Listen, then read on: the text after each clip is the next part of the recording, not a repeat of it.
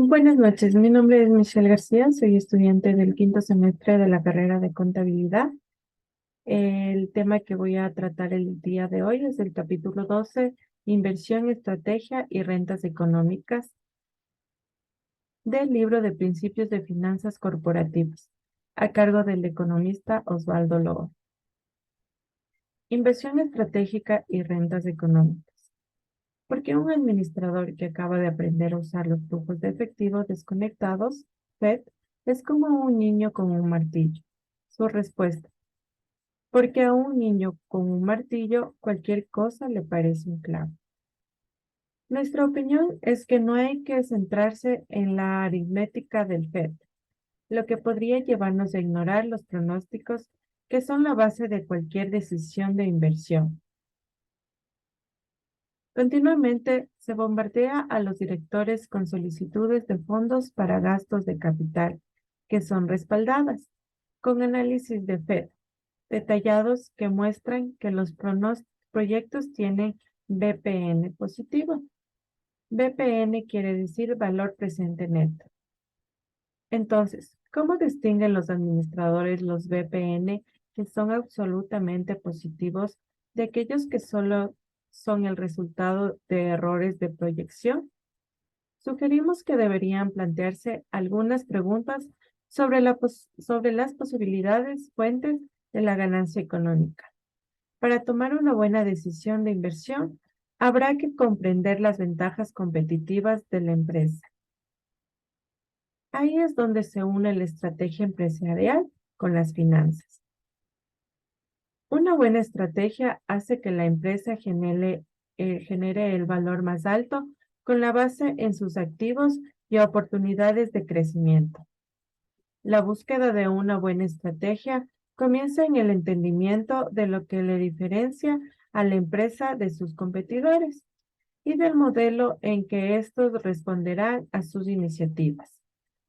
¿Son realistas sus flujos de efectivo en un entorno competitivo? ¿Qué efectos tendrán las acciones de sus competidores sobre los BPN de sus inversiones? La primera sección de este capítulo revisa algunos errores típicos del presupuesto de capital, en especial la tendencia de aplicar el FED cuando los valores de mercado ya están disponibles y no es necesario calcular los FED. La segunda sección cubre las rentas económicas que subyacen a todas las inversiones con BPN positivo. La tercera sección presenta un estudio de caso que describe como empresas Marley, que fabrica los expulsadores de gárgaras, analizó la introducción de un producto radicalmente nuevo. Los valores de mercado.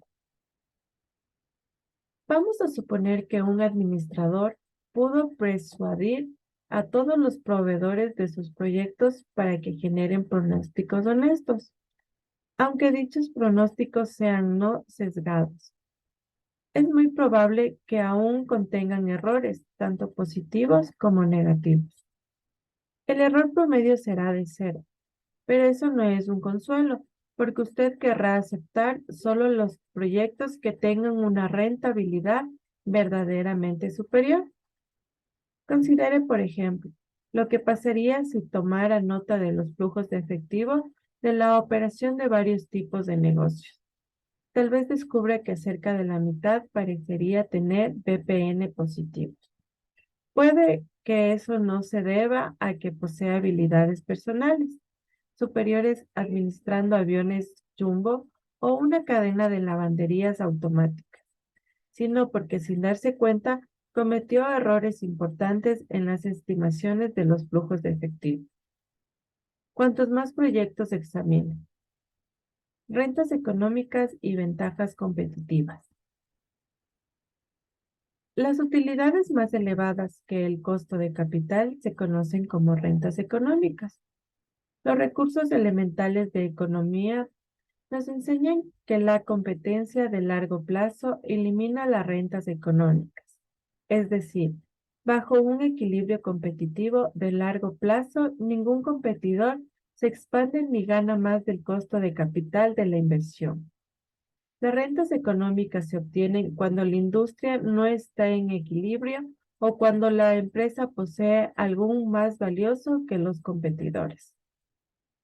Supongamos que la demanda de expulsadores de gárgaras despega inesperadamente y que su empresa está bien posicionada como para expandir la capacidad de producción, más rápido y baratos en sus competidores. Es seguro que este golpe de suerte genere rentas económicas, al menos temporalmente, en tanto que otras compañías luchan por alcanzar ese nivel. Algunas ventajas competitivas son más duraderas. Por ejemplo, las patentes o la tecnología patentada. La reputación, por ejemplo, incorporada en marcas representadas. Las economías de escala que los competidores no logran igualar. Los mercados protegidos a los que estos no pueden entrar. Y los activos estratégicos que no son fáciles de imitar. He aquí un ejemplo de activos estratégicos.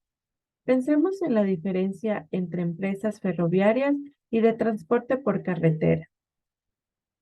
Es fácil entrar al negocio del transporte por carretera, pero es casi imposible construir nuevas vías férreas de larga distancia. Las líneas interestatales operadas por los trenes estadounidenses son activos estratégicos. Con estos activos ya disponibles, los trenes incrementaron sus ingresos y utilidades rápidamente en el 2005 y en el 2006, cuando los cargamentos aumentaron de modo vertiginoso y los precios de la energía subieron. El alto costo del diésel fue más oneroso para los camiones, cuyo gasto de combustible es menos eficiente que el de los trenes. Por lo tanto, los elevados precios energéticos en realidad dieron a los trenes una ventaja competitiva. La estrategia empresarial pretende encontrar y explotar las fuentes de ventaja competitivas, como siempre. El problema es cómo hacerlo. John Kay aconseja a las empresas que identifiquen sus capacidades distintivas, las fortalezas existentes, no solo las que sería agradable tener, y que después determinen los mercados de productos en los que dichas capacidades generan el mayor valor agregado. Quizás las capacidades provengan de relaciones duraderas como consumidores o proveedores, de las habilidades y experiencias de los empleados, de las marcas y la reputación de la habilidad de innovar. Warren Buffett sobre crecimiento y rentabilidad. Pensé que sería un instructivo volver hacia atrás para analizar un par de industrias que transformaron este país. Mucho antes del inicio del siglo, los automóviles y la aviación. Veamos los automóviles primero. Aquí tengo una página de un total de 70 de los fabricantes de autos y camiones que han operado en este país. ¿Alguna vez hubo automóviles Berkshire y Obama? Naturalmente ya los conocía, aunque también había suficientes como para llenar un directorio telefónico. En total parece que había al menos 2000 marcas de carros, en una industria que tuvo un efecto increíble sobre la vida de la gente. Si en los primeros años de esta industria usted hubiera hecho una proyección de su desarrollo futuro, habría dicho, este es el camino para hacerse rico.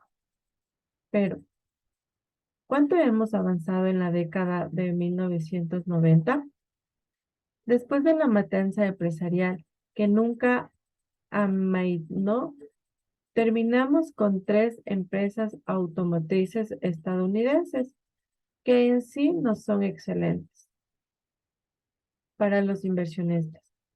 Así que he aquí una industria que tuvo un enorme efecto en Estados Unidos y también sobre los inversionistas.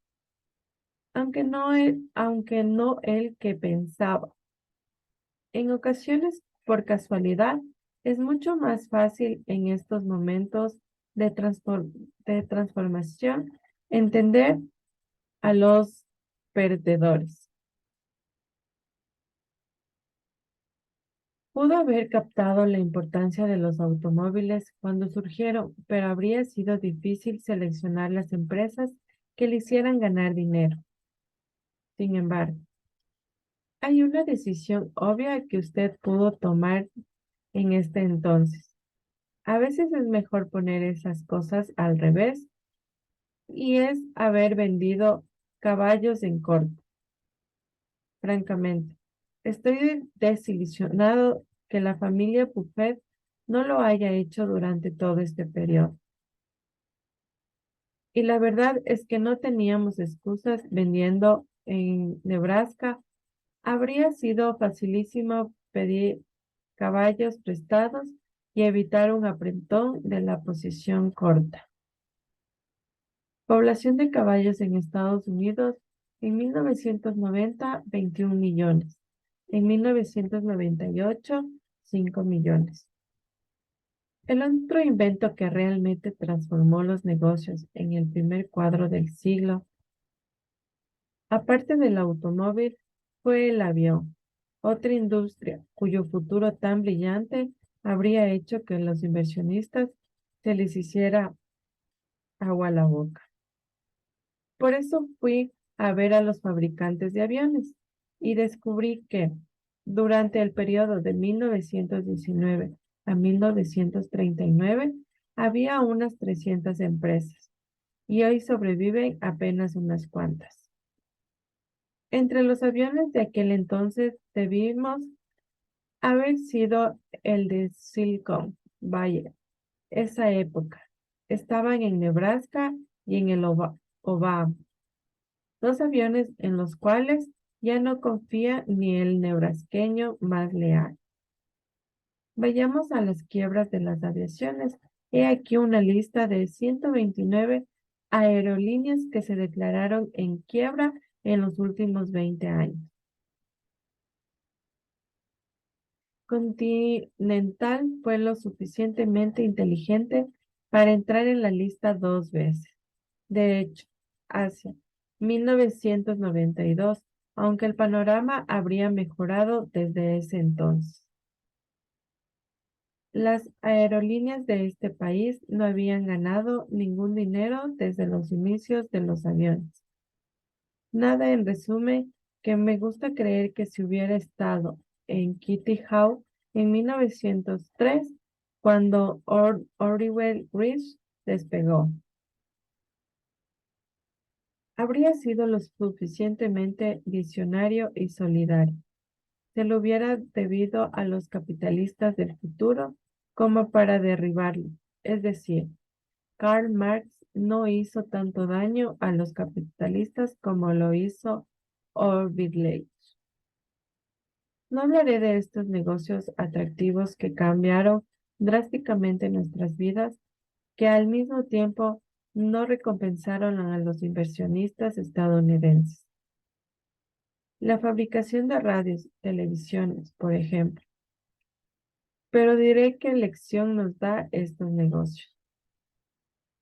La clave para invertir no es valorar qué tanto afectará una industria a la sociedad o qué tanto crecerá, sino determinar la ventaja competitiva de cualquier empresa y sobre todo la duración de dicha ventaja.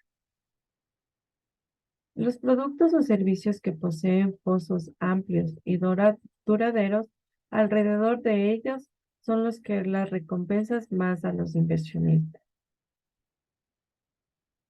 Los buenos administradores financieros desean hallar y emprender proyectos con BPN positivo. Calculan los BPN cuidadosamente. Sin embargo, hay dos razones por las cuales los BPN calculados podrían ser positivos. Uno, ¿la empresa realmente va a obtener rentas económicas? O dos, ¿Hay sesgos o errores en los pronósticos de los flujos de efectivo? Los buenos administradores se preocupan por estos positivos engañosos e intentan inclinar las probabilidades a su favor al invertir en áreas en las que la empresa tenga claras ventajas competitivas. Ponen especial atención a la estrategia empresarial, la cual intenta identificar las capacidades para aplicarlas en los mercados, en los que generen rentas económicas. Eviten la expansión donde haya ventajas competitivas y las rentas económicas sean poco probables. No pronostican precios favorables de los productos en el futuro sin verificar si la entrada o expansión de los competidores pueden hacer que baje. Nuestra historia de empresas Marvin ilustra el origen de las rentas y el modo en que determinan los flujos de efectivo de un proyecto y el valor presente neto. Cualquier cálculo de valor presente, incluidos nuestros cálculos para empresas Marvin, está sujeto a error. Así es la vida. No hay manera fácil de evaluar la mayoría de los proyectos de inversión de capital. Pero algunos activos, como el oro, los bienes raíces, el petróleo, los barcos y los aviones, así como activos financieros, las acciones y los bonos, se negocian en mercados razonablemente competitivos. Cuando se tenga el valor del mercado de un activo, debe utilizarse al menos como punto de partida de análisis. Vamos a ver un ejemplo acerca de lo que estábamos hablando.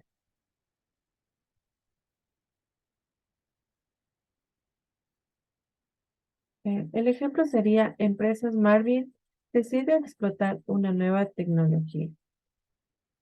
Para ilustrar algunos problemas de la predicción de rentas económicas, avancemos varios años y analicemos la decisión de Empresas Marvin de explotar una nueva tecnología. Uno de los sucesos más inesperados de estos años fue el sorprendente crecimiento de una industria completamente nueva. Hacía En el 2029, las ventas anuales de expulsadores de gárgaras totalizaron 1.680 millones de dólares a 240 millones de unidades. Aunque controlaba solo el 10% del mercado, Empresas Marvin estaba entre las compañías con el crecimiento más sorprendente de la década. Marvin había entrado tarde al negocio, pero había sido pionera en el uso de microcircuitos integrados para controlar los procesos de ingeniería genética utilizando para fabricar expulsadores de gárgaras.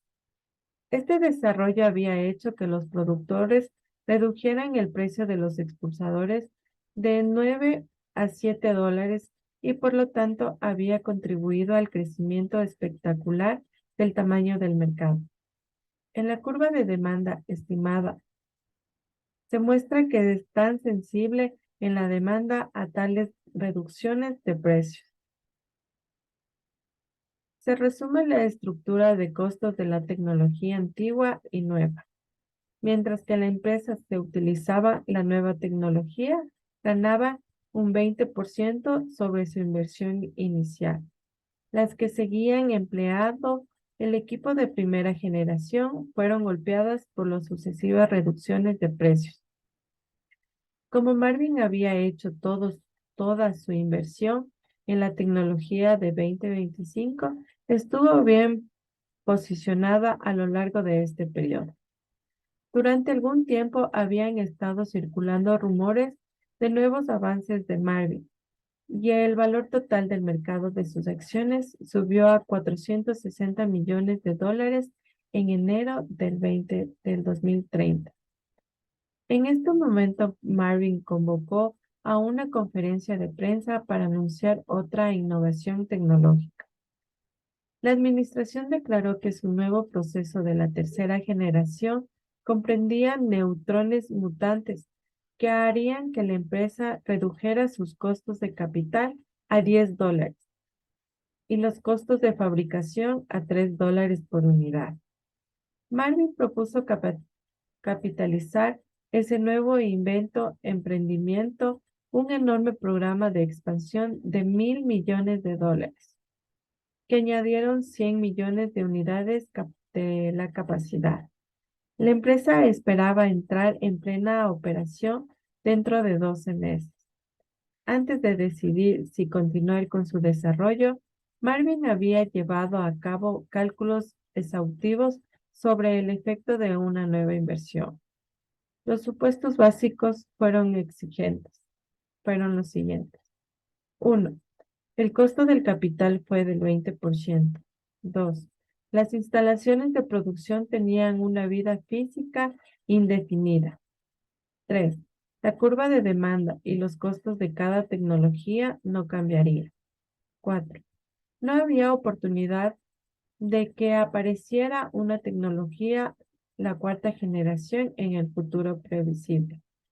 5. Es probable que no reintrodujera el impuesto a la utilidad empresarial, y cual se abolió en el 2020.